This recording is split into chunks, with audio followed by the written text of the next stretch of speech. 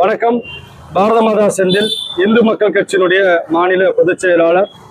தமிழகத்தினுடைய தலைநகரமாக இருக்கக்கூடிய சென்னை சாதாரணமாக தலைநகரம் மட்டுமல்ல, தமிழகத்தினுடைய வணிக நிறுவனங்களினுடைய தலைநகரமாக இருக்கக்கூடிய தியாகராய நகர், அந்த அற்புதமான வணிகர்களுடைய வியாபாரிகளுடைய முக்கியமான இடமான தியாகராய நகரிலே அற்புதமாக வீற்றிருக்கக்கூடிய இந்து மதத்தினுடைய சைவ வைணவத்தினுடைய ஒற்றுமையை பறைசாற்றும் விதமாக இருக்கக்கூடிய ஒரு ஆலயம் சிவா விஷ்ணு ஆலயம்.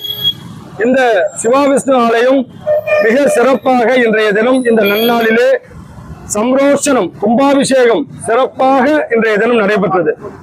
பெருமாளுக்கு அற்புதமான மந்திரங்கள் ஓத, சிவ பெருமானுக்கு மந்திரங்கள் ஓத, இரண்டு மந்திரங்களும் ஒன்றாக கேட்டு சைவ வைணவத்தினுடைய அற்புதமான இந்த ஒற்றுமையை நிலைநாட்டும் விதமாக இந்த சிவா விஷ்ணு ஆலயத்திலே இன்றைய தினம் கும்பாபிஷேகமானது சிறப்பாக நடைபெற்றது. இதிலே ஆயிரக்கணக்கான பக்த கோடிகள் சிறப்பாக கலந்து கொண்டு சிறப்பான முறையிலே அதற்கு வாலண்டியர்ஸாக சாய் சத்யபாபாவுடைய அந்த ஒரு வாலண்டியர்ஸ் தன்னார்வலராக பணி செய்தார்கள். இந்த நிர்வாகம் அற்புதமாக இந்த கும்பாபிஷேகத்தை நடத்தி முடித்திருக்கின்றார்கள். இந்த சிவா விஷ்ணு ஆலயத்தினுடைய கும்பாபிஷேகத்தை கண்டு ஆயிரக்கணக்கான மக்கள் பக்தி பரவசத்தோடு வந்திருக்கின்றார்கள். அன்னதானங்கள் கொடுக்க அற்புதமான தரிசனம் கிடைத்தது.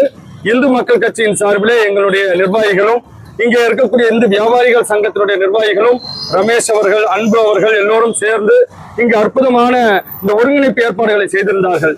இந்த ஆலயத்தினுடைய கும்பாபிஷேகத்திற்கு பல்லாயிரக்கணக்கானோர், முக்கியமானவர்கள், சரவணா ஸ்டோர்னுடைய முதலாளி, இன்னும் நிறைய பேர் கலந்து கொண்டு இந்த விழாவை சிறப்பித்திருக்கின்றார்கள்.